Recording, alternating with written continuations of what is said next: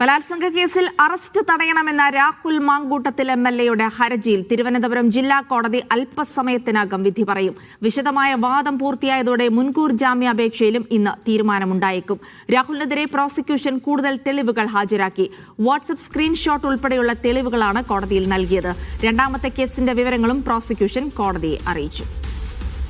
വിജിൻ വായന്തോട് വിവരങ്ങൾ നൽകും. വിജിൻ ഏതാണ്ട് 25 മിനിറ്റോളമാണ് വാദം തുടർന്നത്. അതിൽ തന്നെ അറസ്റ്റ് തടയണമെന്നുള്ള ഹർജി കൂടി നൽകുകയായിരുന്നു. സ്വാഭാവികമായിട്ടും അതിന്മേലാണ് ആദ്യ വിധി ഇന്ന് പ്രതീക്ഷിക്കുന്നത്. മുൻകൂർ ജാമ്യാപേക്ഷയിലും വിധി ഇന്ന് തന്നെ ഉണ്ടാകും. പക്ഷേ ഏത് സമയത്താണ് എന്നതുള്ള വ്യക്തതയിൽ. അങ്ങനെയാണെങ്കിൽ അറസ്റ്റ് തടയണമെന്ന രാഹുൽ മാങ്കൂട്ടത്തിന്റെ അഭിഭാഷകൻ നൽകിയ ഹർജിയിൽ വിധി എപ്പോൾ പ്രതീക്ഷിക്കാം?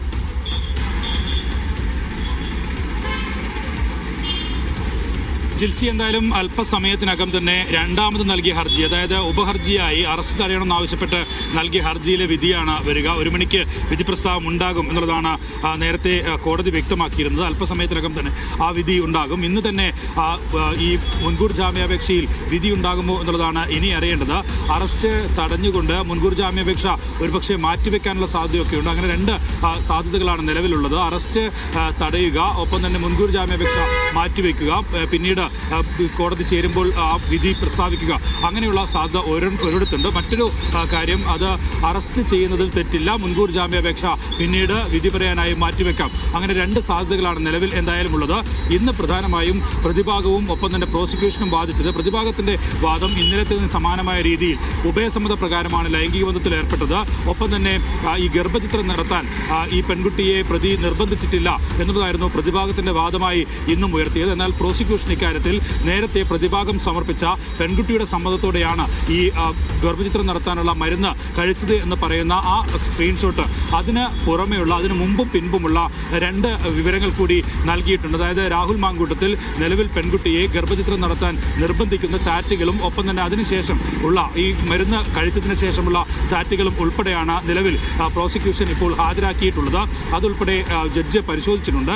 നേരത്തെ 12 മണി കഴിഞ്ഞതോടുകൂടിയാണ് ഈ വാദം പൂർത്തിയായത്. അതിനുശേഷം ജഡ്ജ് അവരുടെ ചേംബറിലേക്ക് എത്തി ഈ രേഖകൾ ഒക്കെ പരിശോധിക്കുകയാണ് ചെയ്തത്. നേരത്തെ ശബ്ദ സന്ദേശത്തിന്റെ ആ റിപ്പോർട്ട് ഉൾപ്പെടെയുള്ളവ പ്രോസിക്യൂഷൻ ഹാജരാക്കിയിരുന്നു. ഒപ്പം തന്നെ നിരവധി സാക്ഷികളുണ്ട്, പെൺകുട്ടികളുടെ ബന്ധുക്കളുണ്ട്, ഒപ്പം തന്നെ സുഹൃത്തുക്കളുണ്ട്, അവരുടെയൊക്കെ മൊഴി ഉണ്ട്. അത് രാഹുൽ മാങ്കൂട്ടത്തിനെതിരാണ് എന്ന കാര്യം ഒക്കെ കോടതിയിൽ പ്രോസിക്യൂഷൻ ചൂണ്ടിക്കാട്ടിയിട്ടുണ്ട്. ഒപ്പം തന്നെ ഈ രാഹുൽ മാങ്കൂട്ടത്തിൽ ആത്മഹത്യ ചെയ്യും എന്ന് പറഞ്ഞ് ഭീഷണിപ്പെടുത്തിയിരുന്നു എന്ന കാര്യം ഉൾപ്പെടെ ഇന്ന് പുതുതായി പ്രോസിക്യൂഷൻ കോടതിക്ക് മുന്നിൽ അവതരിപ്പിച്ചിട്ടുണ്ട്. അങ്ങനെയുള്ള വാദങ്ങളാണ് ഇന്ന് നടന്നത്. അതിനിടെ ഇന്ന് രാവിലെയാണ് ഈ വാദം തുടങ്ങുന്നതിന് തൊട്ട് മുമ്പ് ഒരു ഉപഹർജിയായി അറസ്റ്റ് തടയണമെന്ന് ആവശ്യപ്പെട്ടുള്ള ഒരു ഹർജി അത് പ്രതിഭാഗം സമർപ്പിച്ചത്. ഇന്നലെ ഈ വാദം നടന്നുകൊണ്ടിരിക്കുന്നതിനിടയിൽ കൂടുതൽ രേഖകൾ പരിശോധിക്കണം എന്ന് ജഡ്ജ് ആവശ്യപ്പെട്ടപ്പോൾ എങ്കിൽ വിധി പറയുന്നതുവരെ അറസ്റ്റ് തടയണമെന്ന ആവശ്യം പ്രതിഭാഗം ആ കോടതിയിൽ തന്നെ ആവശ്യപ്പെട്ടിരുന്നു. പക്ഷേ ആ ഘട്ടത്തിൽ പ്രോസിക്യൂഷൻ വ്യക്തമാക്കിയത് അറസ്റ്റ് ഉണ്ടാകുമോ എന്ന് പറയാൻ തനിക്ക് കഴിയില്ല, അത് പോലീസിന്റെ നടപടിക്രമങ്ങളുടെ ഭാഗമാണ് എന്നായിരുന്നു പ്രോസിക്യൂഷൻ ചൂണ്ടിക്കാട്ടിയത്. ആ ഘട്ടത്തിൽ കോടതി പക്ഷേ അറസ്റ്റ് തടയാൻ തയ്യാറാവുകയോ അതിൽ ഇടപെടാൻ തയ്യാറാവുകയോ ചെയ്തിരുന്നില്ല. അതിനുശേഷം അതിന്റെ മറ്റൊരു വശം എന്നുള്ള നിലയിലാണ് ഒരു ഉപഹർജി കൂടി ഇന്ന് രാവിലെ നൽകിയത്. അതിലുള്ള രാഹുൽ മാങ്കൂട്ടത്തിൽ എംഎൽഎക്കായി വലിയ തിരച്ചിൽ നടത്തിക്കൊണ്ടിരിക്കുന്നു പ്രത്യേക അന്വേഷണ സംഘം എന്നാണ് മനസ്സിലാക്കാൻ സാധിച്ചത്. ഈ ഒരു അവസരത്തിൽ കൂടിയായിരിക്കണം അറസ്റ്റ് തടയണമെന്നുള്ളൊരു ഉപഹർജി ഇന്നിപ്പോൾ കോടതിയിൽ വരാൻ കാരണമായത്. ഒരുപക്ഷെ എത്രത്തോളം ജാമ്യം കിട്ടാൻ സാധ്യതയുണ്ട് എന്ന് പരിഗണിച്ചുകൊണ്ട് തൽക്കാലത്തേക്ക് അറസ്റ്റ് ഒഴിവാക്കുക എന്നുള്ളൊരു നീക്കം കൂടിയായിരിക്കാം പുതിയ ഉപഹർജിക്ക് പിന്നിലല്ലേ?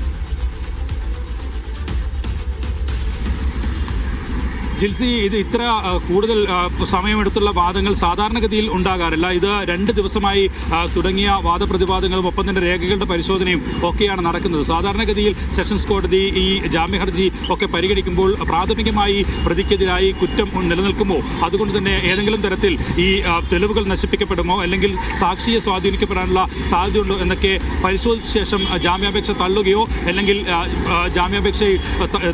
ജാമ്യം നൽകാം എന്ന തീരുമാനത്തിലേക്ക് ഒക്കെയാണ് സാധാരണഗതിയിൽ ചെയ്യാറ്. പക്ഷേ ഇത് കുറച്ചുകൂടി കടന്ന പ്രതിവാദങ്ങൾ ഒപ്പം തന്നെ രേഖകളുടെ പരിശോധന ഒക്കെയാണ് നടക്കുന്നത്. നിലവിൽ പ്രോസിക്യൂഷൻ എന്തായാലും കോടതിയെ അറിയിച്ചിരിക്കുന്നത് MLA ആണ്, ജനപ്രതിനിധിയാണ്, ഒപ്പം തന്നെ സമൂഹത്തിൽ വലിയ സ്വാധീനമുള്ള ആളാണ്. ഇപ്പോൾ ജാമ്യം നൽകിയാൽ തെളിവുകൾ നശിപ്പിക്കപ്പെടാനും ഒപ്പം തന്നെ സാക്ഷികളെ സ്വാധീനിക്കാനും ഭീഷണിപ്പെടുത്താനും ഒക്കെയുള്ള സാധ്യതയുണ്ട്. അതുകൊണ്ട് തന്നെ ജാമ്യം നൽകരുത്. ഒപ്പം തന്നെ തെളിവായി ബന്ധുക്കളുടെയും ഒപ്പം തന്നെ സുഹൃത്തുക്കളുടെയും മൊഴി, ഡോക്ടർമാരുടെ മൊഴി, ഡോക്ടർമാർ നൽകിയ റിപ്പോർട്ടുകൾ, ഒപ്പം ഈ ഗർഭ ഗർഭചിത്രത്തിന് ശേഷം പെൺകുട്ടി ചികിത്സയിലേക്കായി എത്തിയ ആശുപത്രി രേഖകൾ, ആശുപത്രിയിലെ ഡോക്ടറുടെ മൊഴികൾ, അങ്ങനെ ഉള്ളവയൊക്കെ നിലവിൽ കോടതിയിൽ സമർപ്പിച്ചിട്ടുണ്ട്.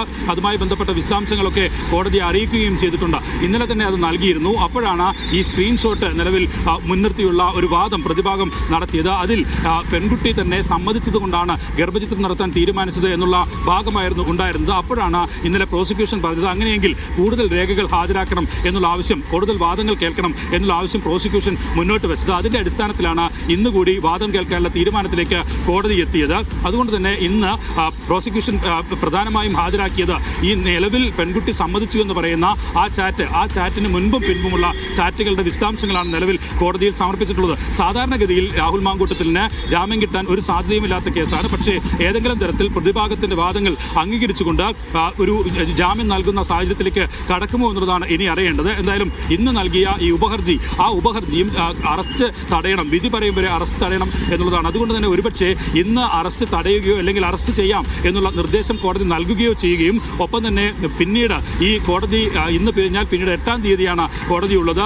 അതുവരെ ജഡ്ജ് അവധിയിലാണ്, മറ്റൊരു ട്രെയിനിങ്ങുമായി ബന്ധപ്പെട്ട് പോവുകയാണ്. അതുകൊണ്ട് തന്നെ 8-ാം തീയതിയാണ് ഇനി ഈ ബെഞ്ച് ചേരുക.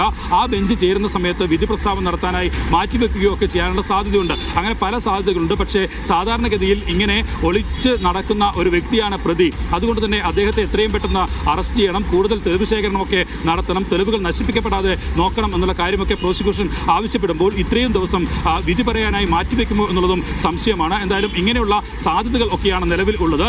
നിലവിൽ ഇപ്പോൾ നമുക്ക് മനസ്സിലാകുന്ന പ്രകാരം നൽകിയ വിവരങ്ങൾ, നൽകിയ തെളിവുകൾ ഒക്കെ വെച്ച് നോക്കിയാൽ സ്വാഭാവികമായും രാഹുൽ മാങ്കൂട്ടത്തിന്റെ ജാമ്യ ഹർജി തള്ളാനുള്ള സാധ്യതയാണ് നിലനിൽക്കുന്നത്. ജാമ്യ ഹർജി തള്ളാനുള്ള സാധ്യത തന്നെ നിലനിൽക്കുന്നുണ്ടെന്ന് വിജിൻ പറയുന്നു. വിജിൻ, അപ്പോൾ തന്നെ ഈ രണ്ടാമത് വന്ന കേസ് 23-കാരിയായി യുവതി അയച്ച പരാതി, അതിന്റെ വിവരങ്ങൾ കൂടി പ്രോസിക്യൂഷൻ ഇന്ന് കോടതിയെ അറിയിക്കുന്നത് കൃത്യമായി ഈ മുൻകൂർ ജാമ്യാപേക്ഷ എതിർക്കുക എന്ന ലക്ഷ്യത്തോടെ തന്നെയാണ്.